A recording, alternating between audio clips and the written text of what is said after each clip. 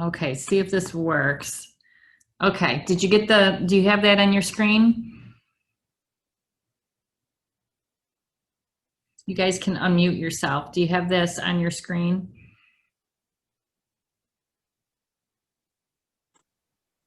I can see it. Okay, perfect. Okay. So let me move it down just a little here. All right, so this is color coded. And let me start out with what agency really is. Agency is obviously, you guys know, disclosing to the buyer or seller how you're going to represent them, how your relationship is going to be. The one thing I do want to say that's extremely important is your relationship changes, like whether you're going to bring the seller a dual agency, like you bring the buyer to your sellers, your listing, or if your buyer says to you, you know what, I want you to list my property. I was purchasing without selling, but now I want you to list my property. So now you're going to have two agencies with them on that end. So an agency is a relationship representation, but the relationship part can change, and that's where people get confused. The other thing is agency, your fiduciary duties are forever to that person.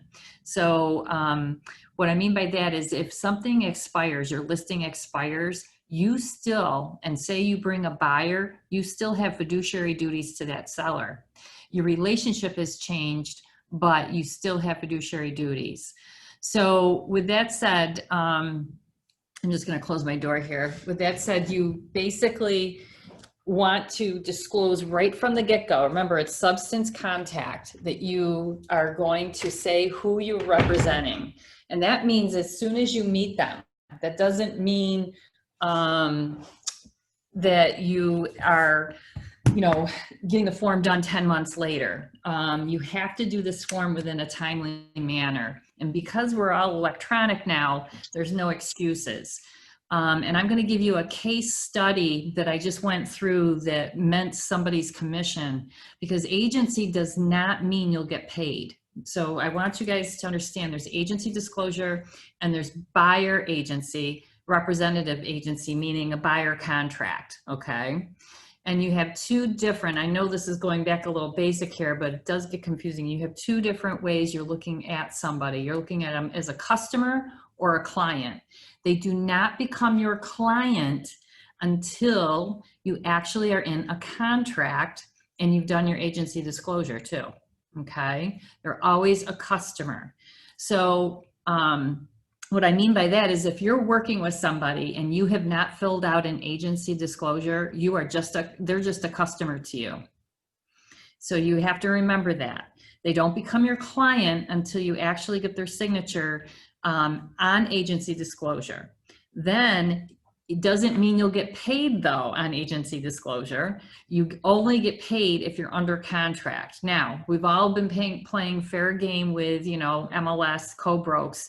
We all try to be very nice and play great in the sandbox and say, you know what, you brought the buyer, I'm going to pay you. That's multiple listing. All right. However, when there becomes a gray area and you don't have a buyer contract, you do not necessarily have to get paid. And we just had that case. I'm on a hearing panel. I think Bob actually is a chair too. And I can't tell you who the person was or anything, but we can use this because it's already been solved. It's a case scenario that somebody did, they wanted payment, and because they didn't get their proper paperwork filled out, even though they worked with this person for 10 months, they did not get paid. Okay. So agency disclosure is the first and easiest way to lose your license if you don't get agency filled out properly, and or if the buyer or seller really don't know how your relationship is because you haven't changed the form when your relationship changed, okay? So this form is pretty cool. I'm going to show you how to fill it out first, and then we're going to go with like questions around agency and circumstances maybe you've been in or you've seen or you've heard, because it gets very confusing what you should be doing, what you shouldn't be doing. So at the top, obviously, you guys know that it explains this of agency disclosure, what it is. But And I love the fact that people who are in this, like Lynn Dates, I love that you've been around and you're in this class, because it's something that we all have to refresh ourselves on. So just remember, it's a representation, it's a relationship, but that relationship can change and that representation can change. And your relationship is not forever, but your fiduciary duties are. Okay.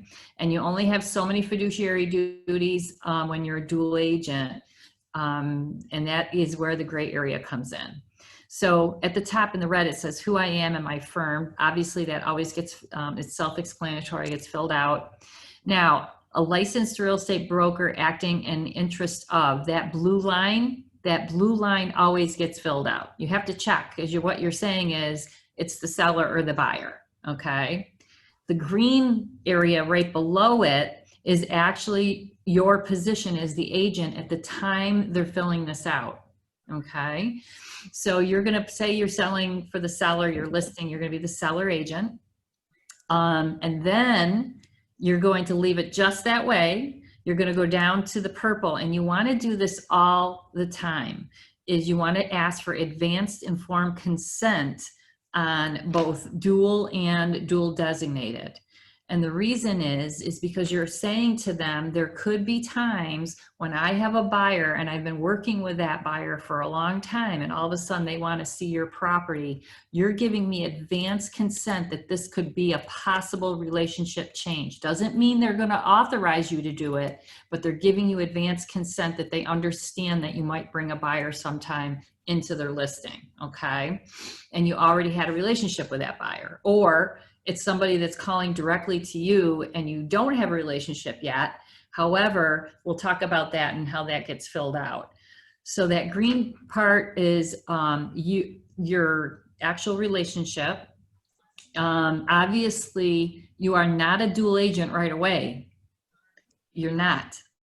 So I want to explain that. You are working as a buyer or a seller or a broker agent.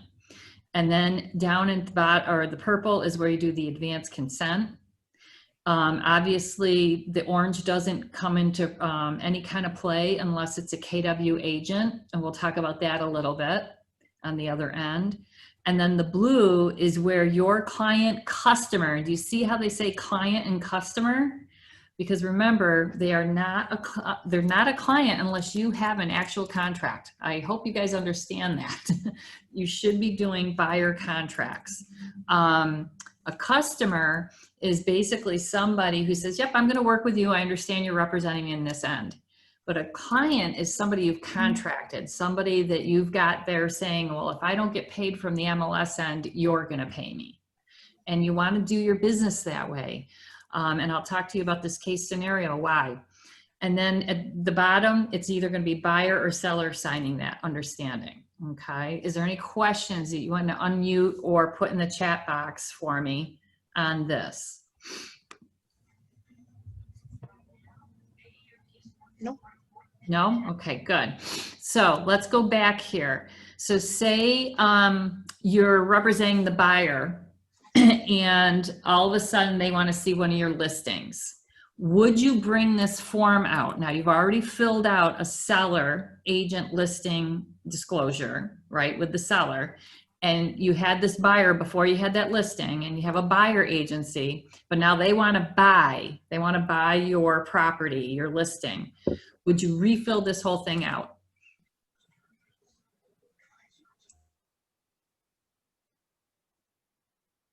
Does anybody want to answer that, or are you afraid? I would refill the entire thing out, okay? Because your relationship is now changing. As long as both parties are giving you consent to write the offer, you have to do a new form. And the new form is going to be obviously the buyer at the top, because you're writing the contract. And then you're going to hit down there dual agency. You're going to hit buyer, obviously, and then dual agency. And then you're going to go down and the seller and the buyer are going to sign this form, because the seller is going to understand that you are now a dual agent. So in the top, you fill out your name, and the blue, you're going to hit buyer, because that's the position right now, is the buyer's writing the offer. Then you go to the green and you hit dual agent. Okay. and then you'll go down and you will actually have the seller and buyer sign this one form. First the buyer with the initial date of the offer, then the seller signs it when he gets the offer you're presenting it to him. Does everybody understand that? Does the seller then need to sign or change the original one he had? No, because Okay. your original relationship, you already have that documented at the time you listed. You have your original relationship with the buyer at the time you worked with them, started working with them, and now you're going to do a new form, and that's the easiest, clean way to do it is a new form when you're a dual agent. Now, some agents don't want them to be dual agents. They don't. But there are some circumstances where you can be a dual agent as long as you disclose properly. Because what if your listing is somebody you've known forever and ever and ever, and your buyer's a friend, right? The whole thing is disclose in the very beginning when you do your consultation that there are going to be, it's rare, but there are going to be times that somebody calls you directly. Now in this market, I'm going to tell you, buyers are calling listing agents directly. Yes, they are. Yep. Found that a lot. Yep. And without a buyer contract, they're doing it even more because they're getting upset with their buyer agent when maybe their buyer agent hasn't done anything wrong. It's just they're not winning the deal, right? So that's why buyer contracts are so important, and we call them buyer agreements or loyalty agreements. I call it a loyalty agreement because if you don't have that contract and there's a gray area about payment, you may not get paid without a buyer contract, okay? So, and I'll talk to you about that, and it happens a lot with builders. So, and that was one of our case studies was a builder representation. The builder refused to pay the other agent when that agent worked with them for 10 months and there was proof of it. And because the agent didn't do their job by getting agency disclosure and an agreement up front, and even the host, the agent that represents the builder didn't even have it. There was a whole gray area who really actually should have been paid. Okay. So anyhow, that's what you would do. You would fill out a whole new form. Now give me a circumstance you've been in or you think you've been in that you need to talk around or that you've heard about.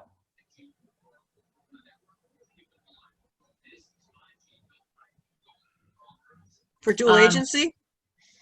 Well, let's talk about Nancy. You're on a team, and Eileen, you have a buyer agent, right?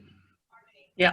So with that, if you're on a team, if you're writing on your team's listing, now let's really this was taught wrong at a certain brokerage, and they're finally teaching it right, but for many years they were teaching it wrong.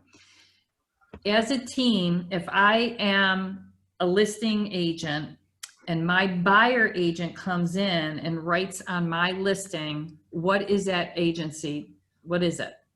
What's that relationship, that representation? Dual agent with designate.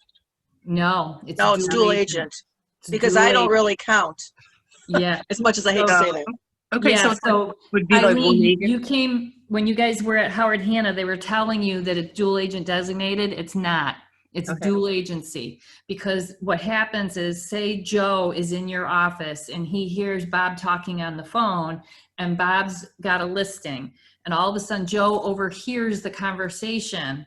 But Joe knows personal things about that listing. He may never have met the seller, but he's heard or he's seen or he could have access to the files. Okay, so that's called dual agency. Okay. Dual designated is if, and this is really good for you to know, because if you're, Joe's probably doing it right, just so you know. It's just if you see this with another person you're training, dual designated is if it was me and Nancy. We're not on the same team, but we're in the same office.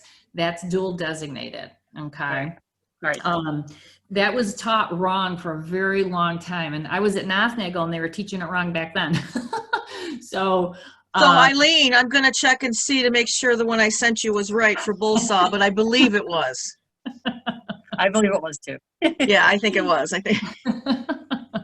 It's easy to misunderstand that. The other thing is so now you have different offices, right? So like with Howard Hanna, they were all one big company. Well, we have our Gateway office. We also have Brighton, and now we have the West Side, we'll have Penn Inn, and we'll have Geneseo, right?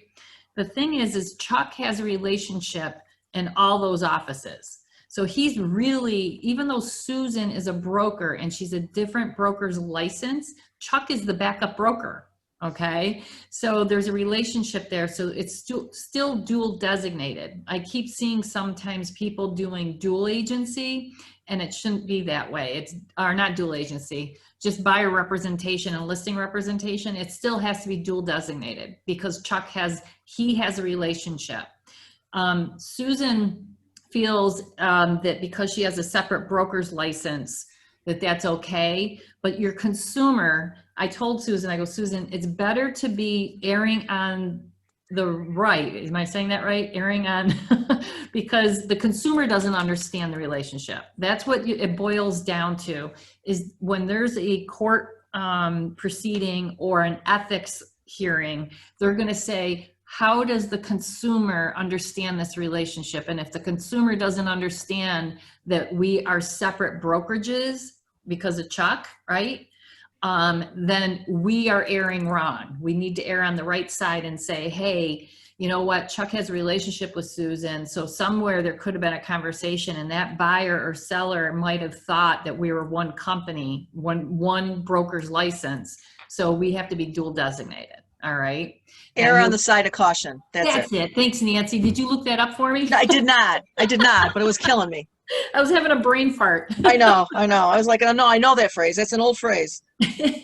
So you may get resistance sometimes from our gateway office because it's separate broker's license, but you shouldn't. You just, you have to just say, hey, Chuck has a relationship because he is the backup. And I do believe Karen Hilbert is the next one, because what happens is if your broker gets fined or is suspended their license, you always have to have a backup broker. And so I do believe Karen and Chuck are for Gateway. Chuck is with Anthony on the West Side. I'm the backup for Geneseo.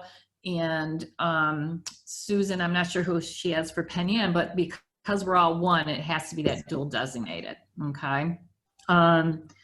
Let's see, what else can I explain to you? I did talk to you about your representation with a listing if it expires. So say you have a listing agreement and it expires, you didn't sell the property, but you had buyers that popped off of it, right? Well, what's your relationship now? Well, you still have fiduciary duties to that seller. You're going to come in, the expiration happened, but you're going to come in because your relationship changed. You're going to come in as a buyer agent. However, you cannot tell your buyers certain things about that seller, okay? You can't do motivation. You can't. So remember how everybody says to their sellers sometimes, hey, how low would you go on this house? And their bottom line. Guess what? There's a real gray area there that you could get in trouble with if the buyer says, well, how come you can't tell me the bottom line? You actually listed this. You have to say, well, I wouldn't do that to you either if I had you as a relationship, okay? Remember, you got to be honest and you got to disclose faulty things. Remember, you can do that though, because there could be an issue with the house, but you can't say anything about that seller or their motivation or why they're selling or, oh, they're getting divorced. I knew that. You have to be very, very careful, okay? So whenever you're changing a relationship happens is when you change this form. And remember, it's not with the property, it's actually with the person. The form is with the person. So, they say, well, okay, I worked with them 7 years ago. My relationship has always been my fiduciary duty to them. I don't need an agency disclosure. No, you do. You should update it, okay? The other thing is say you're working with your listing, but you're also going out and you're showing them houses. You should already have that buyer agency filled out on the showing the house part, okay? The other thing you need to know, and some people don't know this, is if you own a property, your own property, say you're selling your own house, or you have partial ownership of a listing, You cannot be a dual agent. Okay, does everybody know that? So say you have an investment property, and this happened in our office in Brighton a couple times because we have investors. They have an investment property, they put it up for sale. Obviously, they're representing themselves as the selling agent, right? The listing agent. And then all of a sudden, a buyer calls them direct. They cannot represent them as a dual agent. They have to have them sign off as a seller's agent. Now, what I would do is refer them out.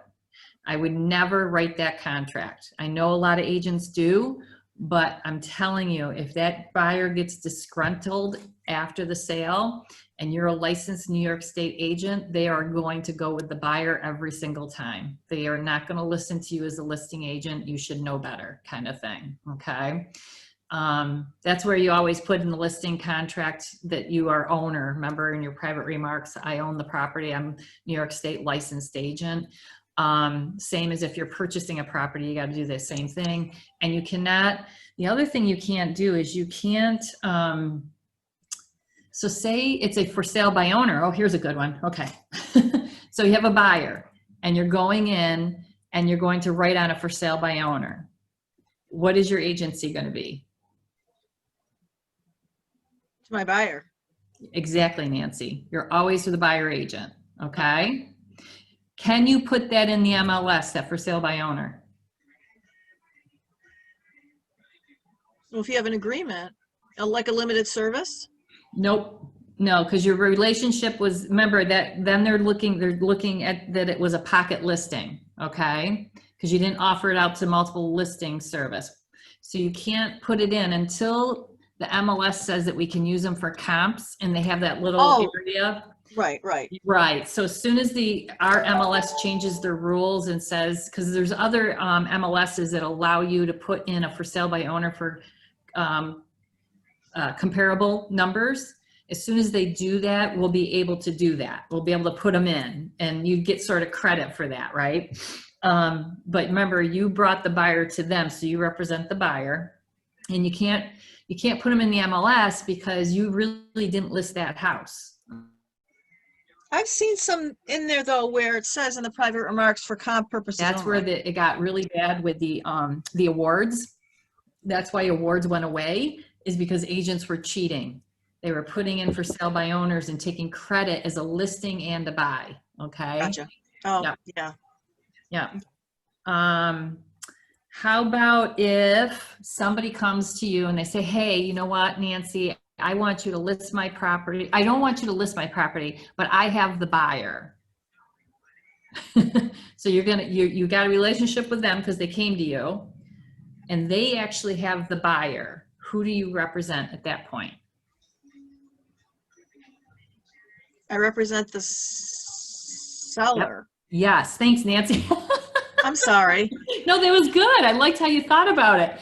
You represent the seller because the seller came to you and said, I want you to write this up for me. You never even met the buyer yet, right? Right. Now the buyer has to sign off the agency saying what though? That you represent the seller. I represent the seller. Yep. So you're going to do an agency disclosure with your seller, and then you're going to do an agency disclosure with the buyer, but you're going to mark that you represent this as a seller agent. So up at the top and the red, you'd have your name, your company. You'd mark who is the client. It's going to be a buyer, but you're a seller's agent in the green. Does that make sense? So the blue is just who the person is. Are they a seller or are they a buyer? Yeah. See, that's where everybody gets it wrong. So the blue is, that's why I did this color thing. So the second one, the number 2 is, who are they? Well, they're buyers. Okay, but I've been representing the seller, so the buyer has to understand that I'm a seller's agent. So you mark 3, okay, as seller's agent. And then the buyer comes down in the pink and signs buyer, and they sign off. Okay, so you'll have an agency disclosure with the listing with the seller, and then you'll have one with the buyer, but the buyer saying that they understand that you represent the seller, and that's what that green is. That's the representation is the green. The blue is who they are. Okay. So then in that situation, the client is the seller and I represent the seller. Yep. Yep. Well, no. What you're going to have a listing, you're going to have an agency disclosure with your seller saying you're going to be seller and then seller agent. Seller and seller, yeah. Right. But when you write the offer, you're going to be marking buyer in the blue, but the buyer understands that you're the seller's agent and you mark seller's agent. Right, okay. Yeah. So you're going to have two agency disclosures on that end because you have two different relationships. Well, actually, you have one relationship. It's with the seller, but two different agencies because you have to have the buyer recognize that you work for the seller. Okay. Mm-hmm. And I've had that happen. I've had people say, oh, yeah, my sister's going to buy the house. Can you write the offer? Well, I only know these people. I don't know the sister. So I really represent the seller. Does everybody understand that? If you can unmute yourself or put it in the chat if you don't. And I can't really see my chat right now to see if I have any. Do I have any chats in there, Nancy? No. Okay. I understand. Okay. That's the hard part with Zoom. I can't. Actually, Lisa, I'm a little confused. Okay. So I want to sell my house to my sister. I'm not an agent. So will you just write up the paperwork for us? Yep. So you represent the seller, right? Yep. So your first form, and say they don't want to go in the MLS. So now what you're going to do, you still have to have agency disclosure, but they don't want to go in the MLS. So you're going to do the opt-out MLS form, right? Opt out. They're going to sign a commission agreement with you, and you're going to have an agency disclosure with the seller. So in the blue, you're going to put seller, and then seller's agent in the green. That's you. Okay. And then the seller signs at the bottom. All right. And I apologize because I had to bounce off for a second there. Did you already discuss that commission form? That form always comes up and I can never find it. Yeah, it is in the no folder. It's there somewhere. Okay. Yeah, it is in there. I'm not sure how it falls in there, but I do believe it's actually in with the opt-out MLS because I think Chris put them together, okay? Because you have to have both those forms. Okay. So you'll have your commission agreement, your opt-out MLS, you'll have your agency disclosure that you represent the seller, but then that buyer sister, she's going to mark off that she's the buyer in the blue on a new agency disclosure, and you're going to mark that you're the seller agent in the green, and then she's going to sign at the bottom as the buyer, knowing that you are the seller's agent. So you're going to have two agency disclosures in this situation, okay? Okay. Because they asked you to write the contract for them, and you didn't have a relationship with her. Okay. Now, if you had a relationship with both of them, then you're a dual agent. Okay. So just always think about what's my current relationship, or whose relationship started first, and now what's my relationship. So every time your relationship changes, some people tell you, oh, just take the original agency disclosure and sign on that. No, I would be very careful and have a whole new one done, because you have your original relationship with them on such and such date, say it's September, and all of a sudden in December, your relationship changes. So in December, you should be showing that you explained to them and they've signed off that your relationship has changed. Okay. Okay. Yeah. So I hope this form is really cool for you guys, that you understand. I think the color coding and how it says who is the client, customer, current position, the agent is in the green. Your advance. Now, how I look at it, sometimes this form, people get confused. That purple area, future position, I always get that signed no matter what in the beginning, whether it's a buyer or a seller. I always do advanced consent on both of those, okay? Because you never know when you're going to sell to another Keller Williams agent. And also you don't know if they're going to, want to see one of your listings. So advanced consent does not mean you're actually going to write the contract. It just means you're getting advanced consent that they understand it. They understand that relationship, okay?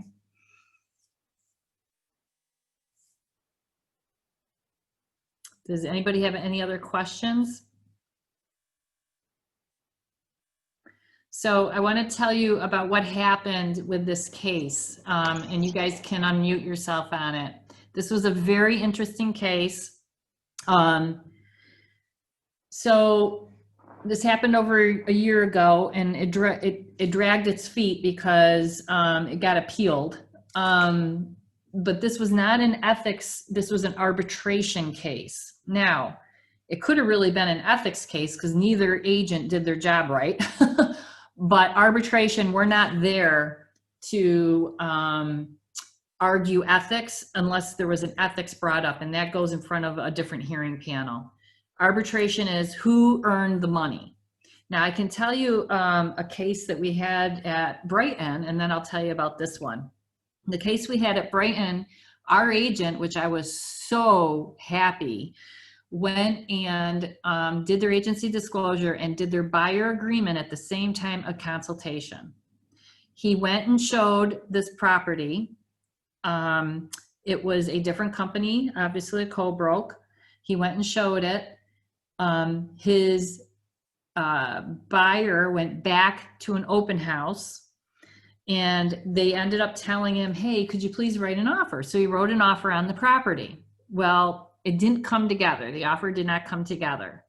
So the buyer walked. A couple months later, he ended up running into the agent at another open house. This was the listing agent. So the listing agent told him, guess what? You know, I can write this for you. We can get this put together. All right. And so our agent found out afterwards that she had written this contract and did a dual agency on it when he already wrote a contract on it, had a agency disclosure and a buyer agreement. She never asked that buyer if they signed a contract. Okay. Not only did she cross the lines of agency disclosure and said she could be a dual agent when they came through the open house without asking her seller that at that point, because her original agency disclosure did not have advance consent. She then wrote the contract, sold it, and closed. Well, we went after arbitration and we won. And she also had an ethics put in her file, because when you cross agency, you've done a really bad injustice for your seller and the buyer. So he ended up getting the full commission paid to him. So now on this last one, he did his job, right? On the last one that I just had, both agents, the listing agent was wrong, and so was the buyer's agent. The buyer's agent was going after the listing agent for arbitration, and this was a builder. Now, everybody here understands with a builder, you need to register your clients, right? So if you don't register your client with a builder, that builder does not have to pay you, just so you know. And unfortunately, it's not a nice thing. You could be working with somebody and they walk through an open house and you didn't, a builder's open house, and you didn't register them because you didn't know they were going to do this. And then all of a sudden you write the deal. That builder does not necessarily have to pay you, because you never registered the buyer. Now, do all builders work that way? No, but this particular builder did. So this Lisa, agent, Lisa, question for you. I Sure. just registered buyers with 3 builders, and one of them came back and said, we don't consider them registered until they come through. Really? Like they wouldn't. Yeah. Unbelievable. Yeah, it was So, all. Yeah, this has been an ongoing issue with relationships with agents and builders. There are some really awesome builders out there that cherish the relationships with agents, and then there's other builders who just they don't care whether they have one with you or not. And in this kind of market right now, people can't find existing homes, so builders get a lot more tougher on this. So basically, you may have to just walk. If they're telling you they want one certain area and they can't find an existing home, I would take them physically into a builder and register them then. Because you don't know when a buyer's going to change their mind and say, you know what, I got to build. I can't find anything, we're going to build. So I actually lost a client. This was years ago because my buyer agent, I told her, register this woman and every builder in Henrietta, because there's no houses right now, and she did not do that, and we lost a 275 deal. Now this buyer agent's not with me anymore, but but that wasn't the reason why. But that's, you know, she did all this work on existing and then she totally lost the commission because they went direct to the builder. So on this case, just so you know, because there was no agency in the very beginning signed with either the buyer agent, and why I say about the listing agent is this particular buyer contacted this listing agent on the build before they went and got representation from another buyer or another agent.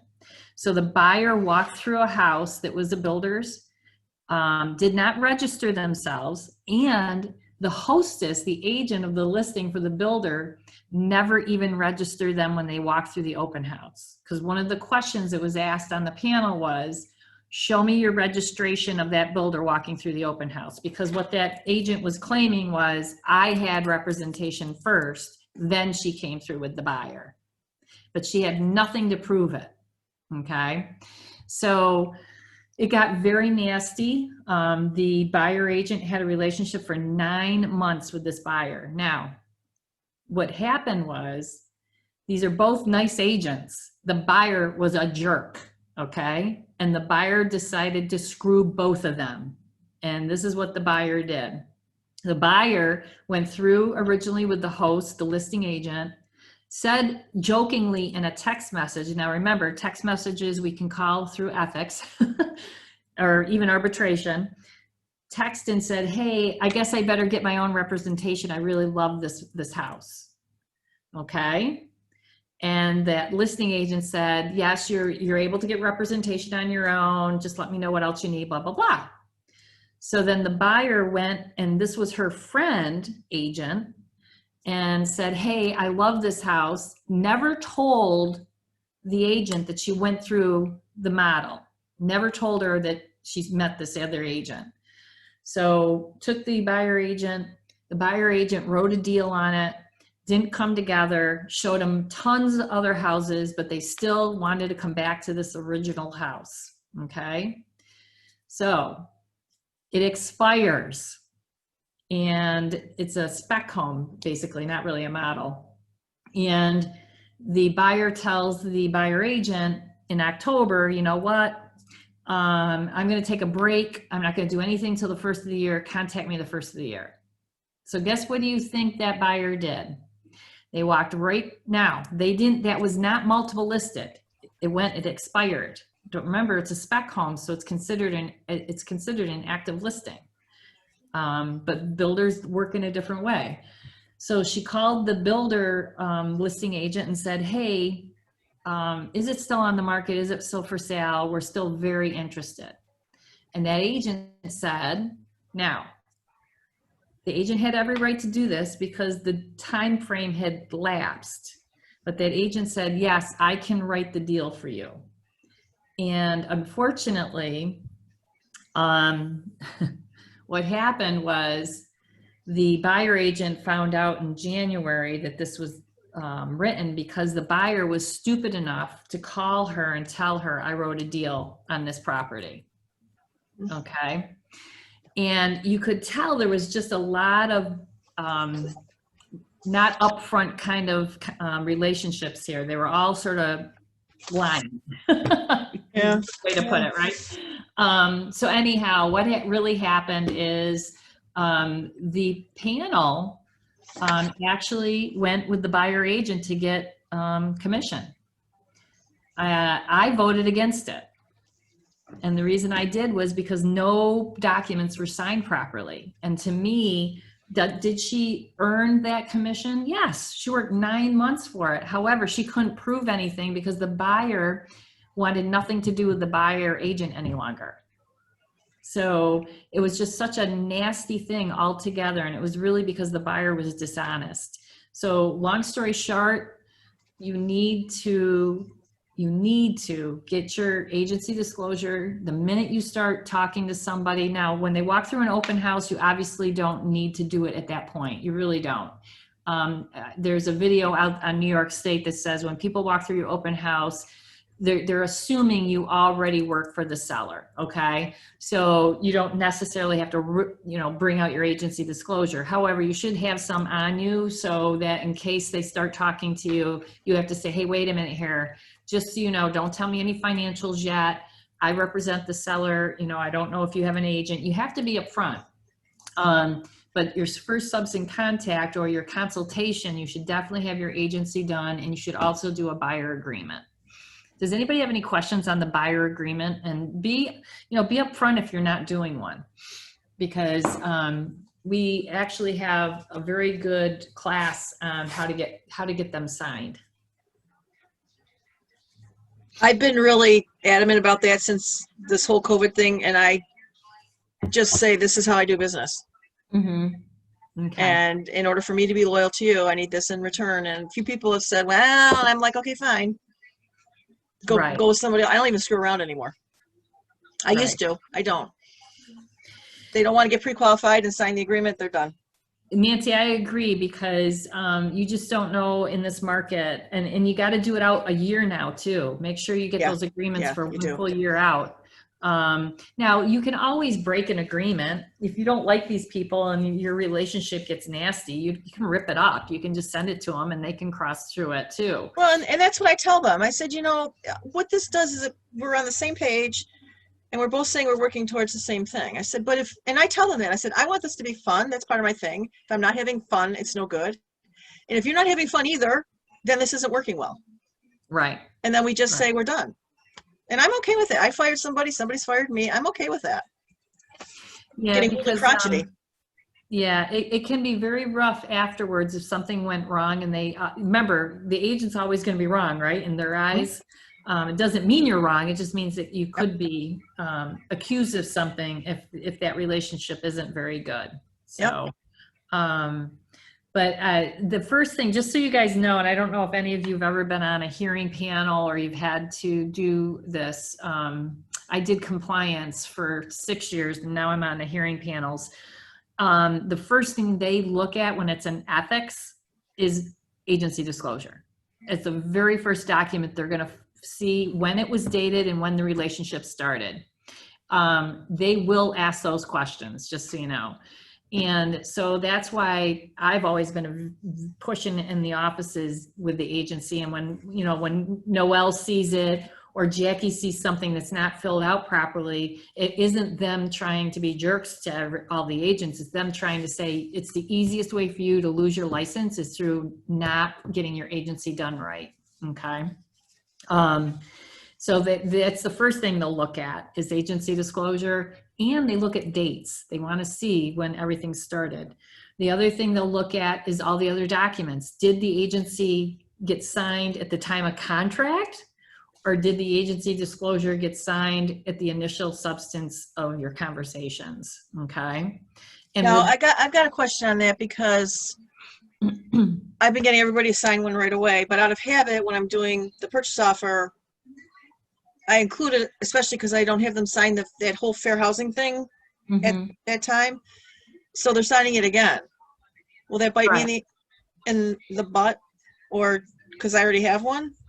No. It's the same kind of relationship, right? It's just a different date. I just happen to do the whole bundle thing right when I'm doing all the offer work, just because it's habit. You're not going into the file and scanning it in. That's what you're saying. No, I'm not. No.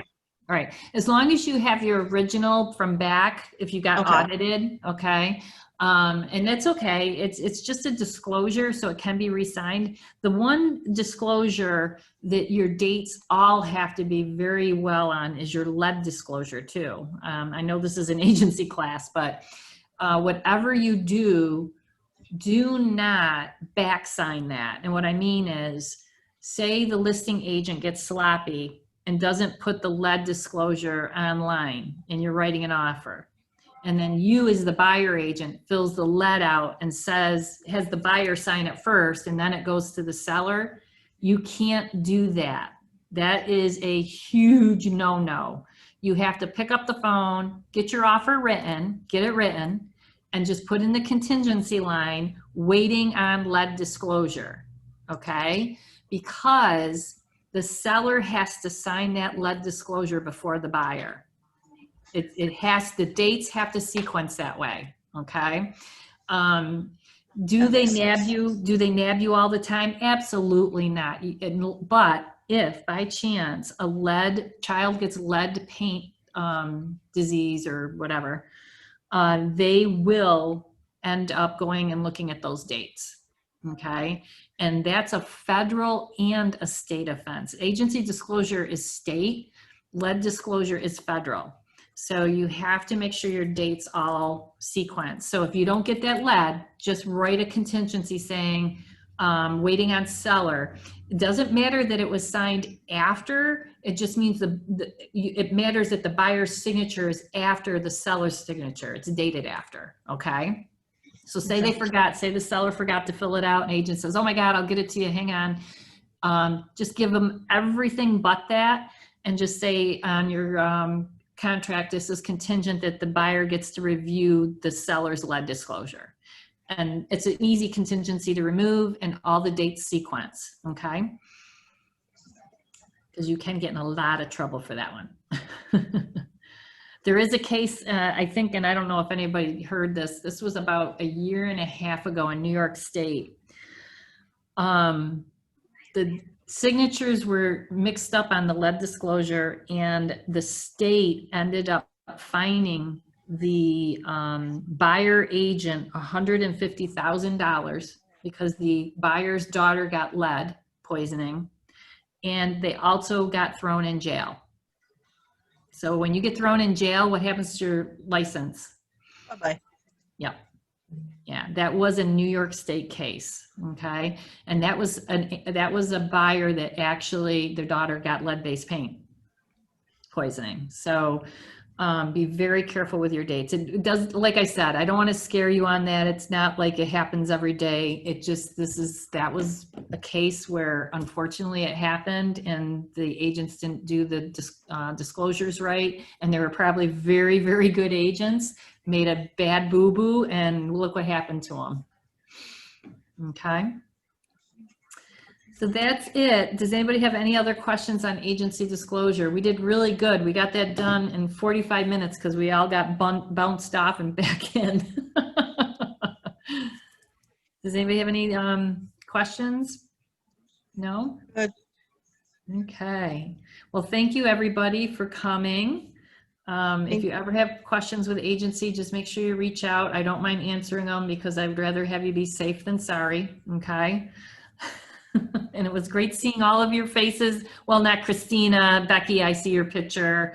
And yes, you know, I only see pictures here on 2 people. I know, I took the bullet and said, doesn't Patricia, matter. you too, hon. Where are you live? I know, at home, on my porch. All right. Well, you guys have a great week, okay? Thank you, Lisa. You're welcome.